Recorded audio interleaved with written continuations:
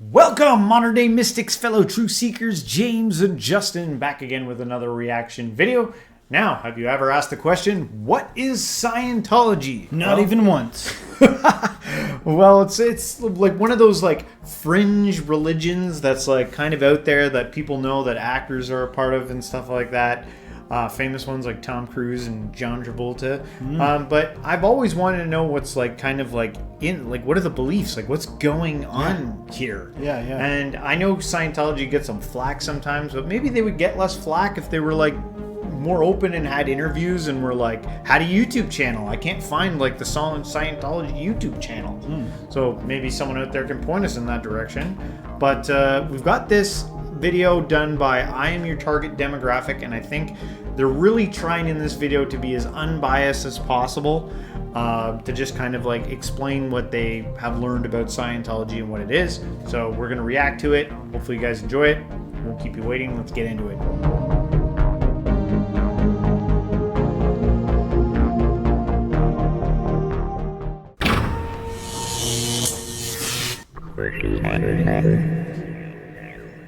Cool. Welcome to I'm Your Target Demographic. Every Wednesday we cover an interesting topic, hobby, or something else that people might feel they're uneducated about. Today we're diving into a religion for the first time, focusing on Scientology. I'm going to try to remain unbiased and give you a look at what the Church of Scientology says, what other people might say about it, and hopefully it'll give you an idea of who they are and what they believe. I will bring up controversies about Scientology, but by doing so, I'm not agreeing with or endorsing any arguments. Before we dive in, I do want to clarify that Scientology is not the same as Christian Scientists, as they're often confused. So let's start at the beginning. Scientology was developed by an author named L. Ron Hubbard. This is important and is the first controversy already, as L. Ron Hubbard was an established author known for works of fiction, mostly science fiction. Over his lifetime, he published over 600 fiction pieces, including both short stories and novels, and he holds the Guinness World Record for the author with the most published works. So as we get into the religion aspect of Scientology, you can see that people might not believe the religious texts that he wrote following so many works of science fiction. Hubbard was a United States veteran, serving as a Navy officer during World War II and commanding 2 ships, but was removed from his post because his superiors found him incapable of command. In one of these instances, he fired upon a Japanese submarine that no one else saw and could later find no proof of. The other instance involved him firing upon an island that turned out to belong to Mexico, an ally of the United States. The Church of Scientology gives a lot of weight to his military career, as his injuries and near-death experiences were partially responsible for his ability to see the truth of things and create the foundation for their belief set. The Church of Scientology also disputes a lot of records about Hubbard, including medical records, and even says that sections are falsified to protect his possibly secret activities as an intelligence officer.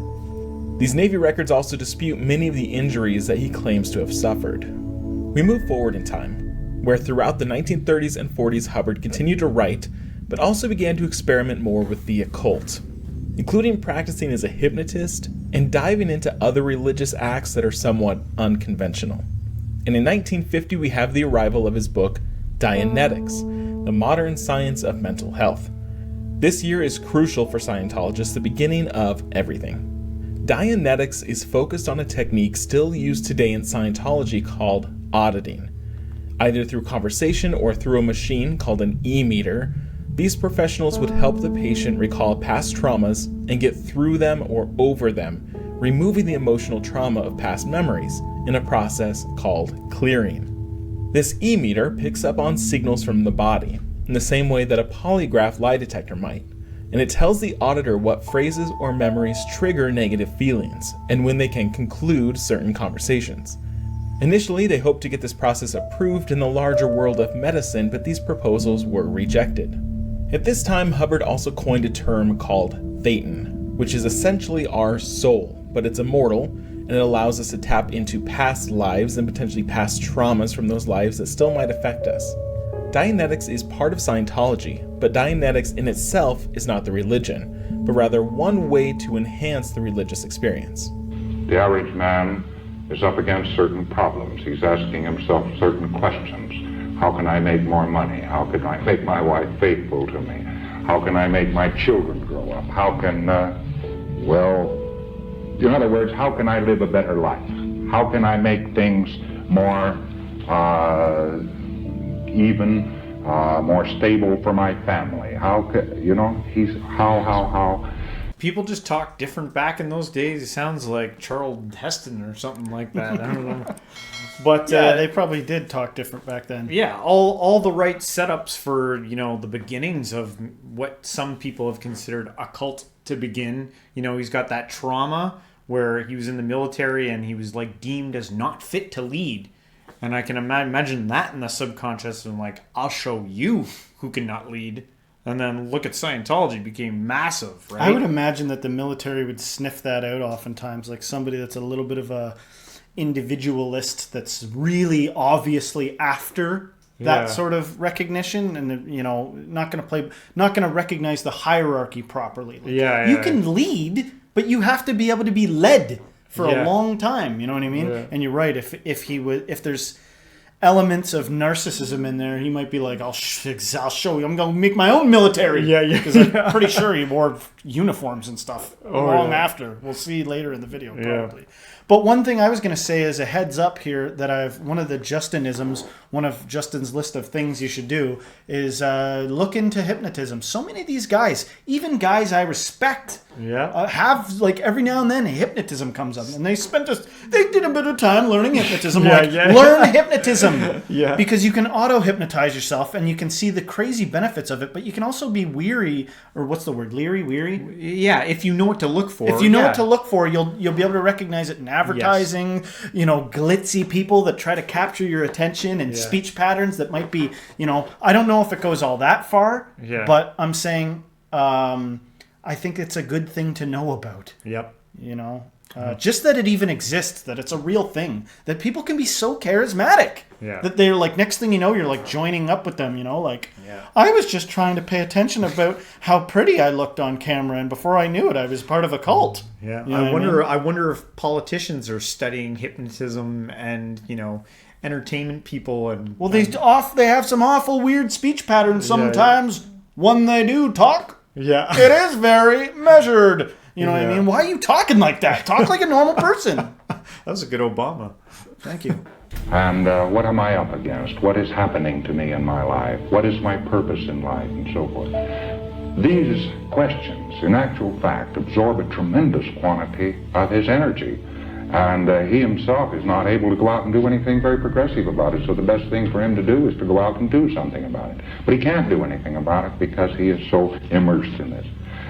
So actually, in Scientology processing, he resolves these questions. He understands what he's doing. He knows what he wants to do. And he makes up his mind and he goes ahead and does it. And he turns from a man who is simply a puzzled, static being into somebody who is more dynamic, who is able to accomplish something. At this point, he pivoted to Scientology, and he made the argument that this whole process is a religion, not a science.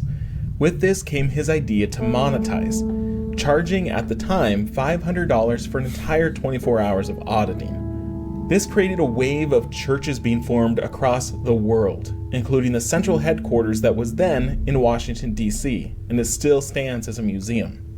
The headquarters now exists in California, in Riverside County. About 1,000 people live on the property, and it's well protected, including high fences and constant security.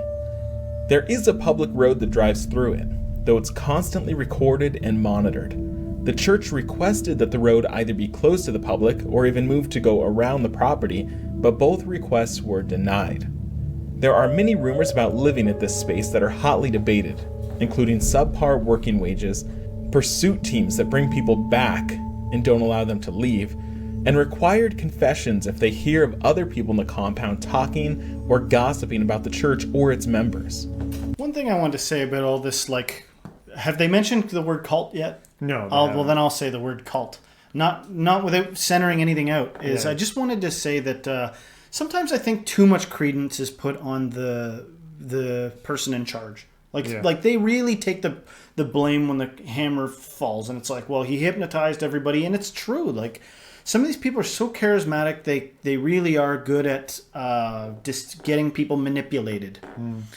But some part of me tells me that when a cult emerges, or when a bunch of people all of a sudden believe like what one guy's ideas are, that they are kind of looking for something to be a part of. Yeah. You know what I mean? Yeah. Like, Oh, yeah. you could point all the stuff out. Is that really going to stop some desperate person from being like, it was fun. It was like a fun fight club. You know what I Yeah. mean? Next thing you know, we like had missions and we were getting together on Saturdays, and I miss the camaraderie. Yeah. Do you hear the good stories of these places and stuff like that? You tend to only hear the negativity. There's so many videos. How to know when there's a cult coming. How to identify a cult leader. It's Yeah. like part of you wants to be dissuaded by Elvis damn Presley. Yeah. If they're, you know what I mean? If they're charismatic enough and they're reaching out to you, you're like, ah! I'll be part of it. You know, take some responsibility. Yeah. You have a gut. You have a gut feeling that sometimes can tell you when something's like, all right, I'm giving up my own autonomy for this now. Yeah. You know, I'm giving up my own will. I stopped asking questions and just went with it. Yeah. Just stay awake. I say this is debated because no one inside the base will complain or make a statement to the police about their experience there. Only a few have made complaints after they've left the church, and those cases have all been tossed out or not taken seriously due to lack of information or evidence. Let's back up and focus on what Scientologists believe. As a religion, what are their beliefs? They believe that their soul, the Thetan, is immortal, and our lives are not confined to the single lifetime. They also believe we are capable of anything, even if we haven't been able to realize it yet. They do believe in a godlike figure called the Supreme Being, but its members learn about that and discover it on their own unique journeys. There are 8 dynamics that drive us forward, including the urge towards infinity, which includes discovering God. Other dynamics include the urge to protect animal life, the urge to exist as a peaceful community, and the urge to exist as one mankind across all races. When speaking about Scientology, words like faith and belief are often avoided in lieu of concrete terms based on science and technology. Once you are clear, meaning you've been cleansed of traumatic memories and feelings, you are able to climb the ladder to more meaningful and powerful positions. After clear comes a state called operating Thetan, or OT for short. This allows you to control the world around you, including life, energy, and matter. They can also leave their bodies, as the Thetan itself is not confined to it. There are many levels of operating Thetan, and it costs money through the auditing process to progress. The cheapest level is $2,750 about, and that's assuming you're free of those memories and feelings. Otherwise, you'll have much more auditing to do before this. The third level of OT involves a major discovery that Hubbard discovered after Scientology had been founded. While people reaching this level have signed confidentiality agreements, some of these documents have been released to the public, and it tells a story that again causes a pretty major controversy. Okay, bear with me. 75 million years ago, an ancient being called Xenu was a dictator of something called the Galactic Confederacy. He brought humans to Earth, dropped them into volcanoes, and killed them, releasing their Thetans into the environment. These Thetans are angry and upset, causing us now to be infected and affected by these negative emotions. To overcome these negative emotions from this traumatic event is how you can reach OT level 3, but it's dangerous. L. Ron Hubbard claims that it's a tough thing to do, and many illnesses might plague people attempting to conquer it. The church itself doesn't enjoy the telling of the story, and will go out of its way to block its telling, so if this video disappears, or if I go missing, that may be the reason why. This story was the focus of an episode of South Park centering on Scientology. What is the most secret part of Scientology or thing that they worry about leaking? Well, you know that stuff about the aliens and the volcanoes? I don't know what is that? Oh, gosh. It's like the whole basis of Scientology. Yeah, well, you don't know about that when you're in Scientology until you reach a certain level. Like, you have to receive a certain amount of training and counseling, and it can take years, and, you know, the public Scientologist has to pay a lot of money before they get there. The total to get to this point through the process of auditing is around $100,000. If you don't become enlightened and don't solve these life mysteries, you must pay to try the process again. By the way, most Scientologists don't even get to this. Most don't. right. Okay. Yeah, because you have to be wealthy to get to this. Not only do you have to be wealthy, but a lot of times what they do, the new scam is you got to go, you get to a level and then they go, oh, we messed that up. You have to go back down at your expense. While the church doesn't come out and discuss Xenu in this incident, volcanoes do feature prominently on the covers of Dianetics. Now, another controversy arrives in the form of taxes, and if Scientology should actually be considered a religion by the IRS. The IRS tried to claim back taxes in the 60s, but the church responded with thousands of lawsuits against the IRS, resulting in about 25 years of back and forth litigation, eventually resulting in the decision that Scientology was indeed a church and exempt from taxes. Now, by the time this landmark decision was made, L. Ron Hubbard had passed away. The church's official statement was that he no longer needed his physical body, but he continued to write and research without it. This was in 1986, and a man named David Miscavige took over the church. A lot of claims have come out against Miscavige, including violence and abuse towards church members, but nothing has been substantiated. Something notable that happened around the time of the leadership change was the rise in the celebrity Scientologists, prime examples to help recruit others. First came John Travolta, then Tom Cruise, and they are the two most well-known.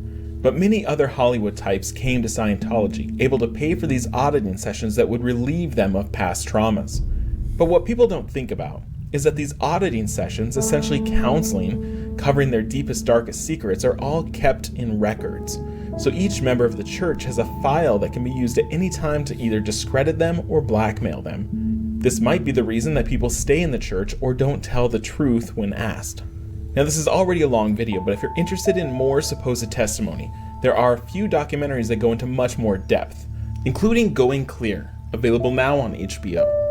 So as you can see, this is complicated. An international network that is given religious status in the US, but other countries it's defined as a dangerous cult. We've got former members of the church claiming some horrible things, but there is no evidence.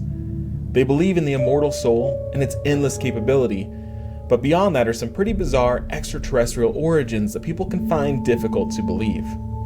In the comments, let me know your thoughts about Scientology, and we'll see you next week for another What Is video about an interesting topic. Thanks for watching.